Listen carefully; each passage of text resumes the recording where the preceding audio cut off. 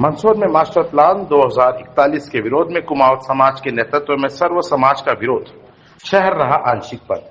प्रशासन द्वारा जारी किए गए मास्टर प्लान 2041 को लेकर मंदसौर में विरोध तेज हो गया है। कुमावत समाज के नेतृत्व में सर्व समाज ने सोमवार को मंदसौर बंद का आह्वान किया था। सुबह से ही समाज के लोग बड़ी संख्या में अपने वाहनों से निकले और व्यापारियों से बंद को सफल बनाने की अपील की। व्यापारियों ने भी सहयोग देते हुए दुकानें बंद रखी। शहर के कई बाजारों में बंद का असर साफ साफ दिखाई दिया और अधिकांश स्थानों पर आंशिक बंद भी देखने को मिला।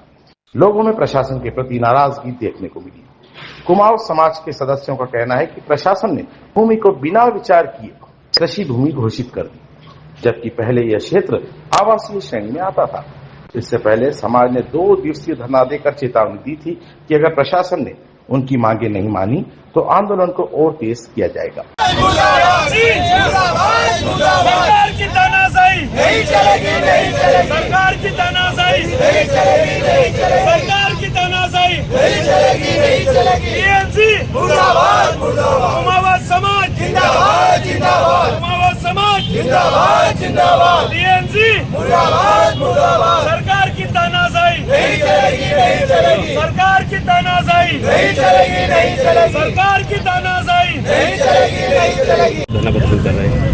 कुमार समाज और सर्व समाज के द्वारा 2 दिन से यहाँ धरना दिया जा रहा है और मास्टर प्लान के विरोध में हम लोग यहाँ बैठे हैं, क्योंकि कुमार समाज के लोग बहुत गरीब तबके के किसान लोग हैं, जिनके पास 1 बीघा आधा बीघा के ज़मीन के टुकड़े हैं, जो बाप दादा के ज़माने से वो मकान बना करके वहीं खेतों पर ही रह रहे हैं। लेकिन मास्टर प्लान के अंदर उस ज़मीन को जो है ग्रीन बेल्ट और कृषि में डाल दिया है। तो आज की स्थिति ऐसी है कि किसी की ताकत नहीं है कि कोई कहीं कॉलोनी में प्लाट खरीद ले।